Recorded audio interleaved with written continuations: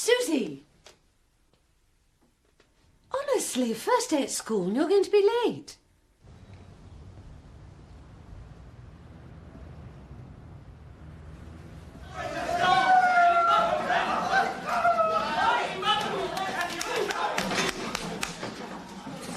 Right then, quieten down, please. I'm Miss Travis. I'll be taking you for English this year. Get out of this. Now, I warn you, I don't stand for any nonsense. Right. If you play fair by me, I'll play fair by you. What are you supposed to be? I'm... Suzy! Honestly, first day at school and you're going to be late. I'm a teacher.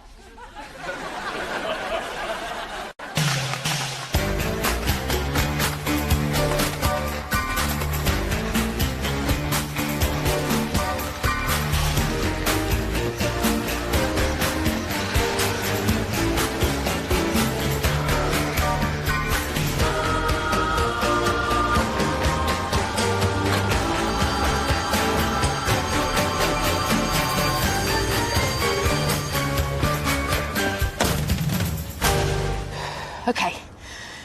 I'm a teacher. I'm a teacher. I'm a teacher. Mr. McGill, I noticed a couple of broken windows on the ground floor. Punish a pupil, will you? Which one? Well, I don't know. Just pick on any boy with an earring. You're a teacher, for God's sake. What do you want? Mr. Slang's from your class, sir, for talking. Well, did he give you any work? No, sir. No, of course he didn't. Which class? Religious education. Fine. Sit there and make a plasticine model of God. And you better get it right. Excuse me. Over there. I walk through that playground and I just hear so much bad language, so much swearing. Where do they get it from, Mr. Carpenter? Arseheads. Excuse me, hello? Mr. Slab, Mrs. Thompson wants a word. Apparently the janitor's wife told her there's a 3-month-old dead rat in the pupil's water tank. Well, tell her we're very sorry and we'll pop in a fresh one immediately. Well, she'll be here. She wants to speak to you. But why couldn't she phone? What did she have to come in for? I don't know. Perhaps she's thirsty. Yes, thank you, Janet. Very amusing. Hello again. Yes, what? Yes. I'm sorry. Name? Suzy Travis. Well, No. Susan, we generally recommend a somewhat longer skirt than you seem to be wearing at the current moment. What's wrong with it? What? Oh, why do we bother? We should just lather you up and throw you to the rugby team. Well, on your way, then. Don't keep your teacher waiting. I am a teacher. What? I'm a teacher. No, you're not. Mr. Humboldt, a word. Mr. Slatton. Quick chat in my office, please. It's about you beating Donald Cooper, a fourth year, into a virtual coma during football practice. Well, what about it? Do you think you could manage it this afternoon? Excuse me. I think we were talking, weren't we? I was told to report here. I got a call from the staffing department. This is where I was told to come. You got a problem with that, you take it up with them. I'd watch that vein in your temple if I were you. I think it's trying to escape. I'll speak to you in a moment, Mr. Humboldt. We're not due any new teachers. We have the correct teacher allocation for our current school roll. Current school roll, Janet? 809 children. That's what I thought. 820 counting pregnancies. Yes, thank you again, Janet. Sorry, mistake, obviously. Staffing department's always getting this kind of thing confused. Bad luck. Wrong.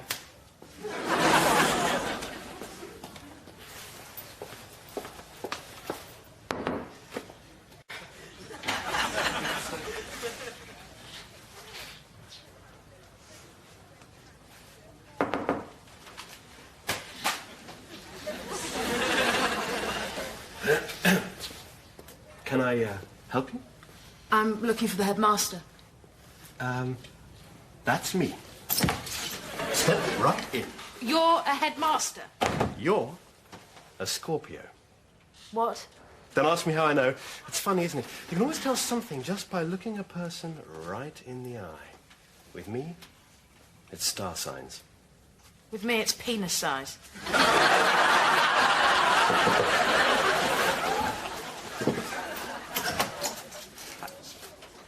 What are you doing here? Talking to him. He was here a moment ago. Well, he said he was the headmaster.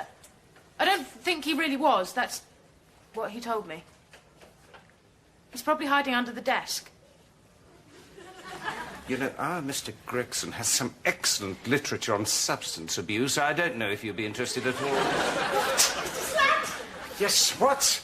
Mr. Slat, did you force Mr. Humphrey to take 2 extra classes yesterday after he told you he was feeling dizzy with pains in his arms? How many phantom illnesses can one incredibly fat hypochondriac have? Mr. Slat, you make me sick. This is Janet, our school secretary, whose cunning illusion of humanity is maintained only by extensive shaving. Mr. Humphrey is sitting up there in his room. Look, I'll deal with Mr. Humphrey. You explain to this young lady that she doesn't work here and the headmaster is not hiding under his desk. Mr. Slat! Please, could someone just listen to me for a minute?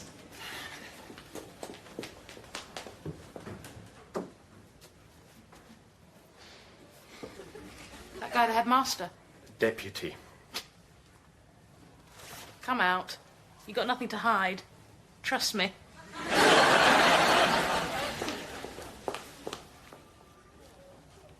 Spot on. Mr. Humphrey, how nice of you to join us for a change. Now, I wonder if it wouldn't be too much trouble to ask you to take a class or two now that you're actually here. I appreciate that it's a bit of an inconvenience, but it would help the rest of us as we are, in fact, making a valiant attempt to run a school on these premises. Thank you for your valuable time. Right, in you go. Move along now, come on. Come on. Mr. Slat, I told you that Mr. Humphrey is in no condition to take that class. And how, pray, as a non-teaching member of staff, do you work that out? Because he's dead.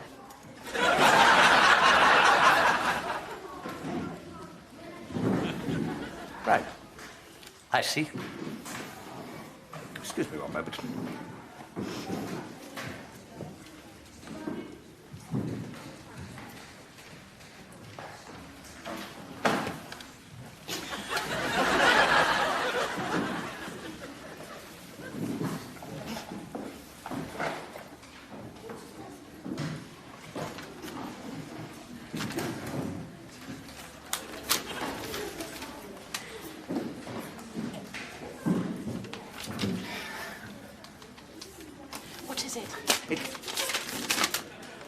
So, the last thing Mr. Humphrey did in this life was read a memo from you telling him to stop malingering at once.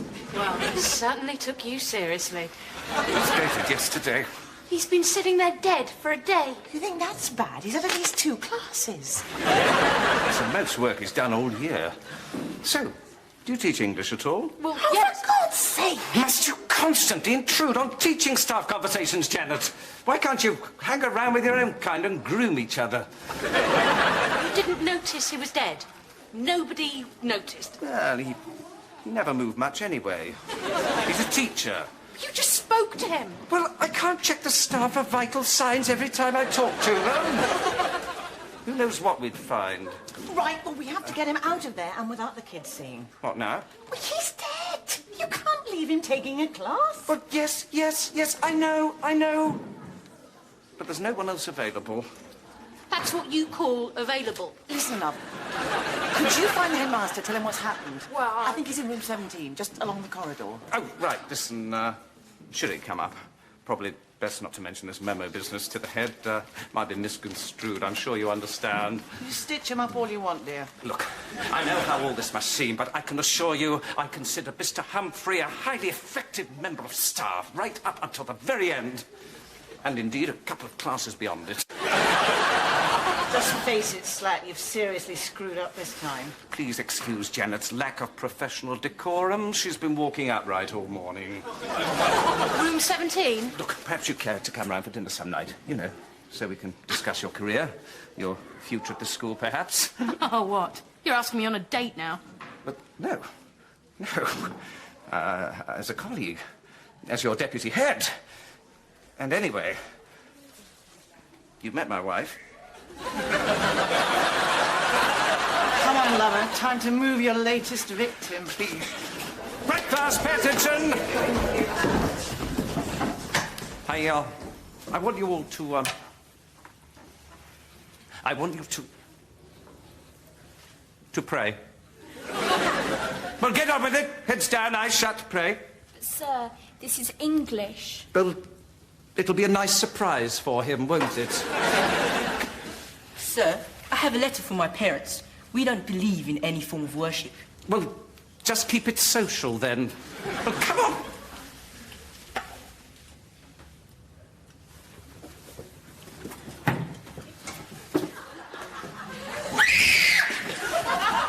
He's dead. Mr. Humphrey is dead. Right!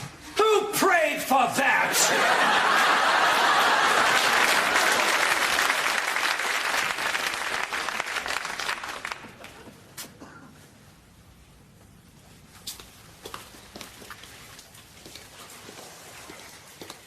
18.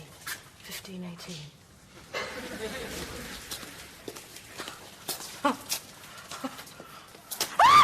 Sorry, it was an accident. Please don't hurt me. Oh, I beg your pardon. I thought your pupil. No, I was trying to work out the room numbering. Yes, it is quite surprising, isn't it? They took the numbers down during the summer break, so I got the top math section to put them back up as an exercise. Frankly, I was a bit disappointed. Yes, I suppose you would be.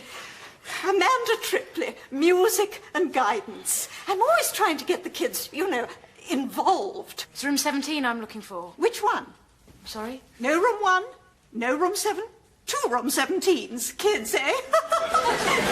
I'm looking for the headmaster. It's sort of urgent. And then, of course, I got the top science section to help with the rewiring. What? Oh, no, not a problem, really, no. It's just that some of the lights don't turn off anymore. Apparently, at night, the windows spill bum across the front of the school. Still, anyone can make a mistake. Quite. Yes, and I believe between the hours of 8 and 10, they start flashing on and off, and then it sort of goes whizzing round the building on a roller effect. People come for miles. I can imagine. And actually, we were blamed for a plane crash once. I really do need to find the headmaster. Oh, that room 17, end of the corridor, between room 8 and, room 8. Would you mind helping with the door? 203. Oh, it's gone up. Right, anyone who hasn't done their homework, out to the front.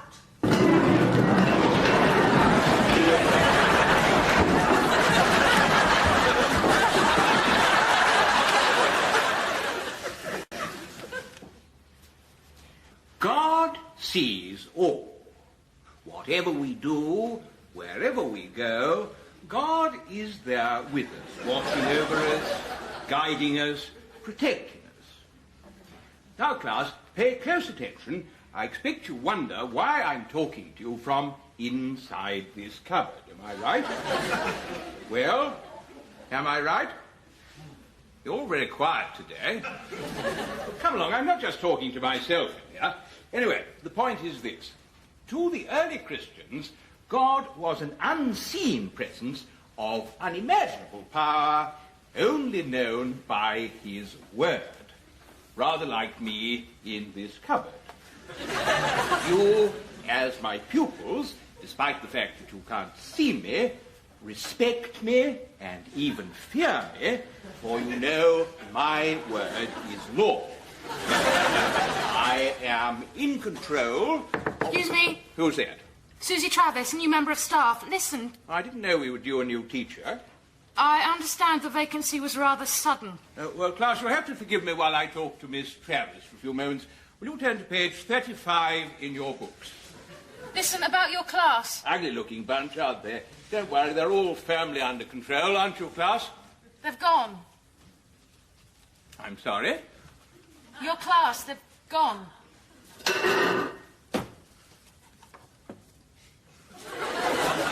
Oh. They were gone when I came in. Sorry. Yes, I see. The door seems to be locked. Yes. The key's on the desk. Would you mind? I'm afraid that's gone too. Oh. No need for alarm. I'm sure we'll get this situation under control soon. Oh, good. I'm the headmaster, Richard Nixon.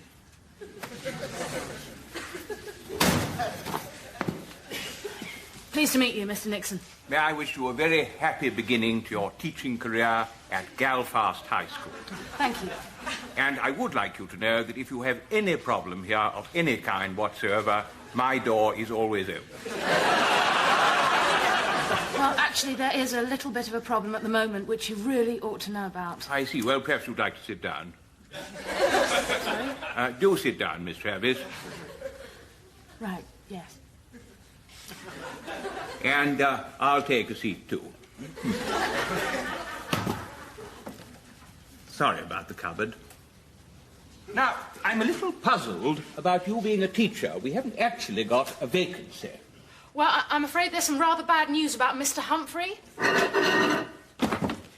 Now, look, Mr. Humphrey is a personal friend of mine. I'm perfectly well aware that certain members of the staff want him replaced. Well, I do not. No, this isn't about that. I want it understood that I am sick of all this endless plotting. Look, This is Slat's doing, isn't it? He's been trying to get rid of Humphrey for years. I'm afraid the situation is a little more final. Look, just after I arrived, I was talking to Mr. Slat and the secretary, and we discovered that Mr. Humphrey... We had rather hoped that you might tell the headmaster about Mr. Humphrey rather than one of our cupboards, though naturally I appreciate your thoroughness. I am telling the headmaster. No, I think you'll find that's just a drawing. It's in the cupboard. Oh, in the cupboard, of course. Mr. Nixon, tell him. So, he's not under the desk this time, then. Mr. Nixon, would you tell Mr. Slat that you're in the cupboard? Mr. Nixon? Mr. Nixon! Well, there we are, then. Look, he is just embarrassed. He doesn't want to admit he's in there. Because of you. Yes, he's under the desk. He's in the cupboard. Please, I really want no part of your socialist drug culture. Mr. Slat, I am not on drugs. Fine, of course. Now, we're having a few problems with the removal of Mr. Humphrey.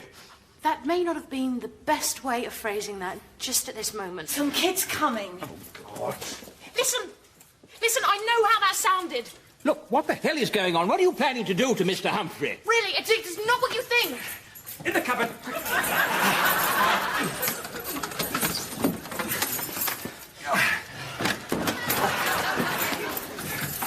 Right. School break in 5 minutes. Then we can move in without bumping into a screaming child on every corner. They put him in the cupboard. What are you doing here? They've all followed us. Oh, for God's sake. Look, there's something about the cupboard situation you really ought to know. Look after this lot, will you? No, listen. Later, things to do. Right, you lot, sit down, be quiet. Come on, nothing to worry about. Sit down. Come on, in you come. He's in the cupboard, woman. He's locked in the cupboard. Sit. Someone listen to me for a minute! Later! Miss, Mr. Humphrey's in that cupboard, isn't he? And he's dead. Look, you all just sit there, okay? You all sit there, and you'll be fine.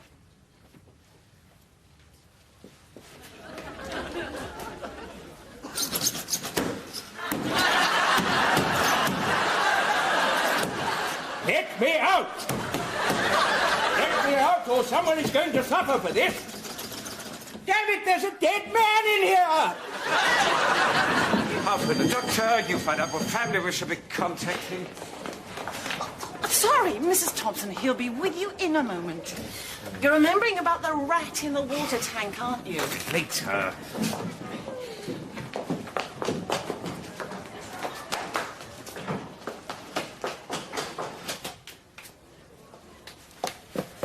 Oh, hi. Hi. Sorry about, earlier. Pretending to be the headmaster. Stupid. Well, I'm guessing the size of your star sign. And not the size, I mean, Oh, God. You just lost 2 inches. I'm looking for the key to a cupboard in room 17. Any ideas? Bollocks! Which room 17? Fifth form are dreadful. They are disgusting, horrid, and very, very naughty. What happened? Listen.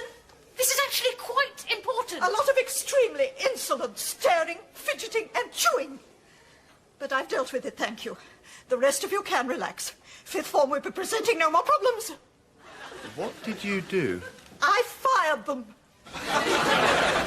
You fired your class? No, I fired all of fifth form. I was just so angry I went through the entire school and fired the lot of them. And I am expecting everybody's support on this.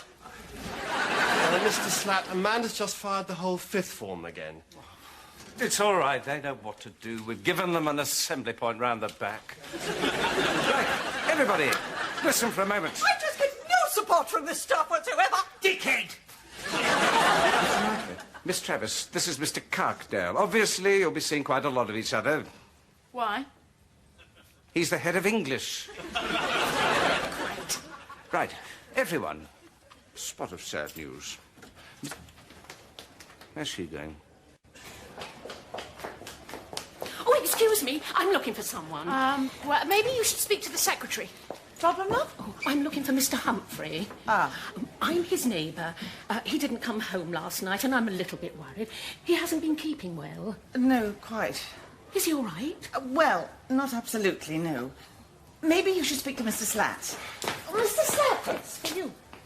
Look, I know you've been waiting all morning, but I really have more important things to deal with right now than the water supply. For goodness sake, one drowned rodent. I'm afraid I've got some rather bad news about dear old Mr. Humphrey. Mr. Nixon? Mr. Nixon, just let me try and explain how this happened. I'm afraid it's a bit complex. This all seems terribly real to you, doesn't it? Well, it's about to get real for you, too. Mr. Nixon? Mr. Nixon? Oh, dear. This is impossible. Perhaps he turned into a kind of magic mist and escaped under the door. I see. He's flying now, is he? Tell you what, then. We'll put some breadcrumbs on the windowsill, and next time he's swooping by, maybe he'll pop down and nibble a few. Then we can grab him. Just for once, listen. Mr. Slat? Oh, what now? Yes, what? Yes? Your secretary said I could talk to you. What now? I just don't know how this could have happened. Honestly, my dead rat in a tank. Just a minute. Just lying there all that time, dead. Yes, I know. A small oversight on the part of the cleaning staff. What? They're terribly sorry about the whole thing. Mr. Slat, I want to know how he died. Well, he drowned. Drowned? Well, obviously. Frankly, I'm rather surprised you're quite so interested. Does it matter? I mean, surely the main thing is he's no longer poisoning the pupils' water supply. I mean, I appreciate it was our fault. We should have noticed he was missing from the science department. Well, why was he in the science department? Well, I don't know precisely. I imagine they were doing kind of experiments on him. What kind of place is this? I'm sorry. Oh! Oh! Oh!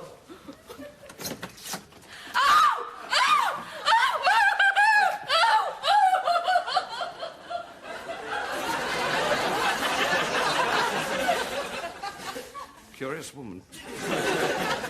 Well, let's get your predecessor out of the way, and then I expect you'll be looking forward to taking a first class. So, how was the first day? Kids are fine. Shame about the teachers. Well, look on the bright side. Every working day, the rest of your teaching career gets shorter. What does that remind you of? Really tough to talk to. Yeah, but worth it in the end. You reckon? No, but you do. Miss Travis! You don't mind if I walk you to your car, do you? Would it matter if I did? It is one thing for you to have a series of lunatic fantasies about the whereabouts of the headmaster, but to spread them among the children. Children? Well, let's start with the morning, shall we? When one child claims to have seen the headmaster crawling along a ledge on the back wall of the school. Oh, then the lunch hour, when 4 children say they saw the headmaster clinging to a drain pipe on the 4th floor. He climbed out of the window. It was open, remember? Yeah, during the afternoon break, 2 of the senior prefects insist the headmaster was hanging from a guttering just outside the art rooms. He climbed out and he couldn't get back in. Oh, and only 2 minutes ago, a first-year girl tells me she saw Mr. Nixon fall past the geography class window. Fall? This nonsense has gone far enough. Look, have you actually seen Mr. Nixon today? The fact that I do not see Mr. Nixon in the course of a working day does not usually lead me to conclude that he's outside climbing the school. But if he's fallen... He's not fallen anywhere. Look around you. Do you see any sign of plummeting, headmaster? He could be hiding. And why, pray, would he be doing that? Because he's been stuck in a cupboard with a corpse, and he's convinced his deputy head is a homicidal maniac. And having spent the day dicing with death as a human fly, it's just possible he may not be at his most rational. I'm sorry?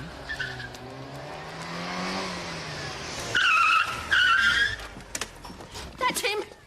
That's who I was talking to. These are some friends of Mr. Humphrey's. Look, we had a bit of a misunderstanding earlier on. We were talking at cross purposes. But I assure you, I can explain absolutely everything. Please, don't kill me. Well, go on, then. Right then, settle down, be quiet. As some of you may know, Mr. Humphrey of the English department has died, which is, of course, terribly sad. I'm confident, however, that our school will struggle on past this tragic incident as if absolutely nothing had happened of any consequence whatsoever and forget about the whole thing. I know that Belfast High will carry on down the fast track to academic excellence exactly as it did before and exactly as Mr. Humphrey would have wanted. Perhaps we might even go that little bit faster with one less on board. In fact, quite honestly, to look on the bright side of this whole sorry occasion, if I'd had to choose a member of staff to die, I'd have chosen Mr. Humphrey. Not, of course, that I've given the matter any thought. I mean, I don't have any kind of death list. That's just all a lot of silly talk based on what was, after all, a confidential memo. Anyway, on a personal note, I've had a lot of people over the last couple of days complaining that Mr. Humphrey was nothing but a hopelessly incompetent, incredibly fat, malingering old duffer. Well, what I say to these people is, he's been well punished for it.